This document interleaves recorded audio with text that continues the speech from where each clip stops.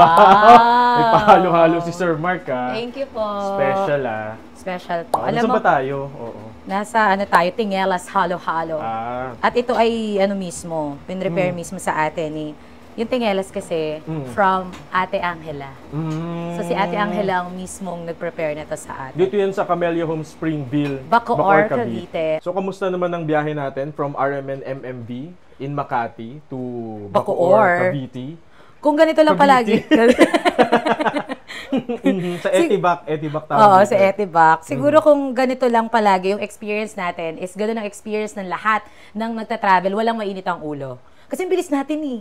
Parang less than an hour. Less than an hour nandito na tayo. Siguro yung kasi travel time natin, wala tayong traffic na nadaanan. Patay yung oras. Yes. Tapos may skyway. So talagang walang mangyayari. Hindi tayo magte-trending sa road rage. Kasi okay naman ang biyahe natin. Tsaka chill lang yung ating pilot. May ka ba? May experience ka ba ng road rage? Yung parang muntikan ka na talagang pumitik sa daan? Maraming beses na, wala naman na parang yung naghamon ako or ako yung hinamon, parang ganon. Pero marami na akong experience na uminit yung ulo ko kasi nasingitan ako. Especially ba pumila ka ng matagal sa parang pa-right turn or sa biglang may sisingit sa harapan mo na hindi pumila. Yung mga ganon. Nakakainis, no? Oo, nakakainis. Pero lagi ko lang iniisip na parang hayaan mo na lang. Correct. Kahit ikaw yung nasa tama, parang hayaan mo na lang. Siyempre, init ulo mo. Kung wala kang kasama, may masasabi kang hindi maganda. Or mas malakas pa yung bunganga mo dun sa music na pinakikinggan mo, IFM. Wow, thank you naman. Hindi yung DCXL. Hindi music eh. Nakakainit na nga ng ulo yung mga balita eh. Ako kailangan manood yung asawa ko neto sa episode natin. Bakit? Ano bang experience? Sa gasoline station. So may pila sa gasoline station. Tapos inunahan kami. Oo, kaya nga, ba't kami mga ganyang driver? Ganon, sumingit. Yung asawa ko, hindi siya makapagpigil. Inaway niya, bumaba siya. Alam mo, delikado Diyos yun. ko talaga, talaga. Diyos ko. Sakit sa ulo pag mga ganon. Pag ikaw yung kasama na... Kung katabi ka, talian mo. I mean, hindi parang, alam mo nang bababa siya. I-ano mo na. Hindi siguro usap din after. O anong nangyari? Oo. Diba? Yun yung discussion namin. O anong nangyari? Kung may kasama kang bata. Oo. Sabi, gusto mo ba, pag may baby na tayo, wala pa kami baby nung time na yun eh. Pag may baby na tayo, yan yung makita niya, yan yung tatay niya, nagagalit sa daan, naninigaw. Ang doon, ang lagi kong sinasabi sa kanya, what if? What if yung nakasagutan mo kargado? Oo, may baril. What if may baril yun? Eh di Tsaka wala na. Parang salamat na lang sa lahat. Pag halimbawa, nakita ng baby ninyo na parang, ay si daddy. Ganyan, normalize. Or kabaliktaran, naging pasensyoso siya. Parang, ay yung daddy ko, kayang magpigil ng parang that's a cherry on top. Asan yung akin? Hana, special talaga itong halo-halo na to. Ilalim. Kailangan talaga may palamig silang ganito or pampasarap habang nagda-drive. Diba? Yung kaya na motovlog. May nakasagutan na isang pickup driver sa Zambales. Bakit parang napapadalas na yung mga drivers? Parang uminit ang ulo. Siguro mainit ang panahon. Kaya kailangan talaga nila halo-halo. Kailangan nila pampalamig. Yung heat index din kasi. I think. Tsaka siguro behavior din talaga siguro. Pag nasa kalsada sila, no offense man. Sa mga naka four wheels. Yeah, lalo sa mga naka SUV. Yes. Ay baka may ma-offend ha. Na milyones ang sasakyan. Oo. Hindi lang dun sa may sasakyan, dun siguro sa estado din ng buhay nila. At katulad si Yana, for example. Kasi 'di ba siya, influencer siya, marami siyang followers, talaga. It all boils down to behavior. Yeah, sense of entitlement. Yes. Na ang parang nagmamanifest siya through behavior mo, especially kung ikaw yung nagmamaneho. Kapag nagmamaneho ka talaga, dapat hindi mainit ulo mo yan. Ano ba yung parang feeling mong mga, parang sintomas? Ay, yan. Marami-rami yan, kaya Sander. I-check niyo po sa mga sarili ninyo kung check ba to. Ikaw ay isang entitled na tao kung masyado kang impatient. Impatient ka, kung halimbawa sa daan, impatient ka sa rules, sa mga rules and regulations sa daan. Number 2, masyado kang demanding. Sa trabaho man to, sa kalsada man to, kung saan man to. Pag masyado kang demanding, I guess. And siguro pwede mo idagdag sa number 3 mo yung parang you you always want attention. Yes. Oo, masyado kang entitled. So parang narcissistic. Parang pag sinabi mong entitled ka, no, parang masyado siyang negative. Oo, totoo naman. Parang ang negative niya. Pero one time nga may tinanong ako yung digital namin. Sabi ko, ano bang maganda dun sa entitlement? Kasi nga, yun nga eh. May positive ba doon? May positive naman pala. Anong sabi niya? Ang positive naman, because of entitlement kasi, you know your self-worth. Hindi so, ka pwede naman mong sabihin na parang mas narcissist kesa entitled. No, parang ganon. Pero sa kalsada, yung mga yung mga away-away, yung mga gulo-gulo, masyadong mataas yung tingin nila sa sarili nila. Lalo pag may bago kang kotse. Di ba bago kotse mo? Bago kotse mo, di ba? Bigay ng asawa mo. Pag bago yung... Ako pala to, no? Ako pala to. Ito, totoo to. Parang mga 15 years ago, nung unang kotse ko, parang feeling mo, wow, nakasasakyan na ako, hindi na kami naka-pedicab. May ganung feeling. Oo. Parang naalala ko yan. Meron din isang incident din sa kalsada. So, hindi naman pagkahalbo, meron kang gadget na bago, meron kang bagong... Or something. Ano ka, nakapagtapos ka na ng pag-aaral. May parang sense of entitlement talaga. Oo. Halimbawa yung mga ate nga lang sa bahay or magulang sa bahay kailangan sundin niyo ako kasi ako ang ate dito. Kailangan igalang niya ako. Igalang niyo ako. Pero yun yung ano doon yun yung kaya may nabasa ako kaya Sander, ang sabi doon, yung entitlement daw, cancerous siya sa thought process natin that can also destroy your relationship. Destroy you din. Ikaw din. Katulad kaya na wala na siya ngayong lisensya, diba? And hindi ko alam kung nabanggit ko na sa mga past episodes yung self-fulfilling prophecy. Parang when you prophesy, kung halimbawa, bad trip ka sa bahay nyo, tas parang, ay naku, bad trip naman ako, bad trip na ako sa buong araw. Parang ganun yung mangyayari.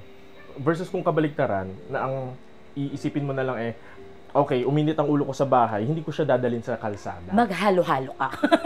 Naku! Baka lalong uminit ang ulo ng mga friendships natin. Kasi, ating mga nainggit. Hoy, ano yan? Hindi. Tsaka, di ba, meron ng no contact apprehension policy. Ay, yun na nga. Alam mo, marami ako naririnig about dyan sa no contact apprehension policy na yan. Hindi pa daw yan bagay sa Pilipinas. Kasi yung mga road signs daw, hindi na ba naman updated, hindi naman pa maayos. Tapos magulo yung mga linya-linya sa daan. Correct. But I think the good story about it, or the good side about NCAP, is parang practice natin siya to discipline. Diba? Lagi kong nababasa, naririnig Kuya Sander, bakit pag sa ibang bansa, nasunod ang mga Pilipino? Takot na takot kang tumawid magkamali, ganyan. Pwede namang tumawid doon, pero parang ayaw tumawid kasi baka mahuli ka. Pero pag dito sa Pilipinas, may fence na nga, tatawid ka pa. Kaya nga. Sabi nga ng mga road safety experts, ayaw daw nilang tawaging aksidente. Ang isang aksidente, kasi yung word daw na accident, pwedeng maiwasan. Totoo naman. Katulad nung sa NAIA. Diba? Human error. Katulad nung sa SFX. Ayan, human error naman. Totoo naman, pwede namang maiwasan yung ganun kung ano lang, mas naging mindful lang ang bawat drivers sa pagmamaneho, sa kanilang sasakyan. Sabi nga yung parang the usual sinasabi ng mga safety experts, yung blow bagets. Yung sa iba, blow bag set. Yung parang set of, yung list ng mga dapat mo i-check sa sasakyan. Correct. Bago ka sa sarili mo, bago umalis. ka magmaneho. Sa sarili. I think yung sarili talaga Self. Yun yung dulo, di ba? Self. Kasi yung, katulad ng mga nabanggit natin kanina, yun talaga yung bottom line talaga nun behavior. So parang ang sinasabi mo, ang key takeaway natin, to avoid this mga road rage, etc., init na ulo, parang behavioral change. Yes. Huwag kang maging entitled sa daan. Kumbaga, pag daan mo, ambulansya ka ba? Ambulansya ka ba? Bumbero ka ba? Na kailangan mahahati ang daan pag ikaw no? Sino kasi Moises? Okay lang namang magalit. Halimbawa, merong kunwari nakagit-gitan Tao ka naman Oo, parang kumbaga parang normal behavior mo naman na magalit ka. Normal reaction. Normal reaction mo na magalit ka. Siguro, parang kung ikaw yung nasa likod ng manibela, harapan pala ng manibela, mag-ano ka na lang, parang kung ikaw lang naman nasa sasakyan, baka pwede kang doon ka na sumigaw. I mean, kung gusto mo magmura. Ako para sa akin, huwag ka talagang lalabas sa sasakyan. Pag may huwag kang lalabas. Parang kumbaga, parang let it go. Wag na wag kang lalabas. Kasi doon na magsisimula yan eh. Yung magbubunga nga ka na, magkakaroon ka ng kaaway na, syempre hindi ka magpapatalo. Kung may baril yung... Oo. Diba? Katulad nung nangyari sa... Antipolo. Totoo yan. Kaya mag-ingat po ang mga nasa kalsada. Palagi po ninyong iisipin ang inyong mga uuwian. So parang extra pagiging pasensyoso na lang. Kailangan. Lalo pasukan na. Yes. Nakasanayan din ninyo siguro na yung ano ninyo, medyo mas agahan schedule, mo kung feeling mo malilate ka. Yes. Yun din yun. Kasi pag nagmamadali ka, ang tendency kasi pag nagmamadali ka, minitulo mo. Yeah. Pag feeling mo late ka, mape-pressure ka, tinitext ka ng katrabaho mo, nasan ka na, yung boss mo, di ba? So, doon yun. So, I think mas agahan, mas maging pasensyoso tayo. Marami kasi tayong dinedemand eh. Marami tayong dinedemand sa entitled tayo. Ito yung maganda about entitlement. Kasi, I mean the good side of entitlement. Entitled ka pag alam mo naman na you do your part. Halimbawa, nagbabayad ka naman ng buwis. Tapos makikita mo yung daanan mo, yung serbisyo, hindi okay. So doon ka parang medyo magde-demand. Doon okay. Doon okay. Pero again, yung behavior pa rin. Behavioral change. Yung behavior mo pa rin, kung paano mo siya sasabihin, i-handle, yung ganun mo, baka mamaya dahil sa akin. Yun nga, parang sa tingin ko, mas magandang maging mabuti na lang, mabuting tao. I think yun. Para sa akin. Yun talaga, yung sinasabi nilang, it's better to be kind than to be right. Especially sa daan. 'Di ba? Kahit na anong mangyari, intindihin mo na lang. 'Di ba, saan kayo patutungo? Diyan sa inyong pakikipagtalo o pag napatunayan mong tama ka o ano naman. Anong sunod niyan? So yun mga ka-TGS, no, konting lamig lang ng ulo, medyo patag-ulan na rin. So pero yung init ng ulo naman kasi wala namang season yan. Walang season. So yun po, no, konting ingat at saka i-consider din natin na yung kapwa natin. Yes, wag tayo maging entitled sa daan, sa buhay, para hindi tayo maging toxic.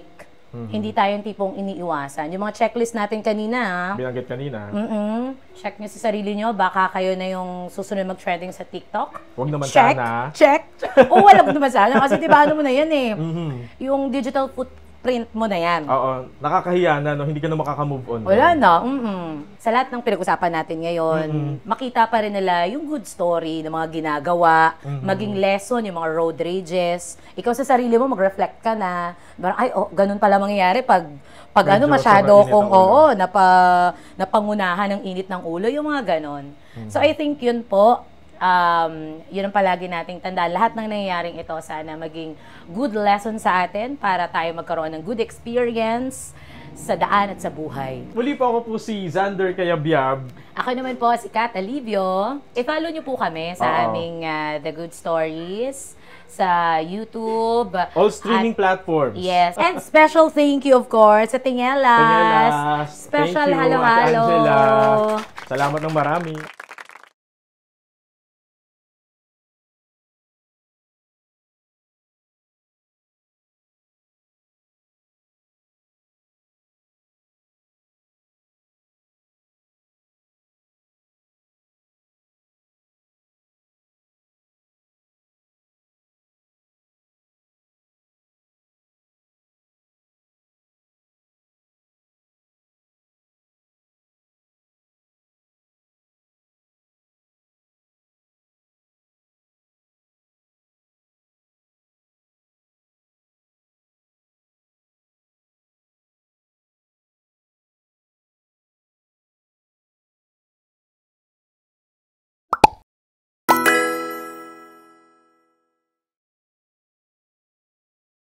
Any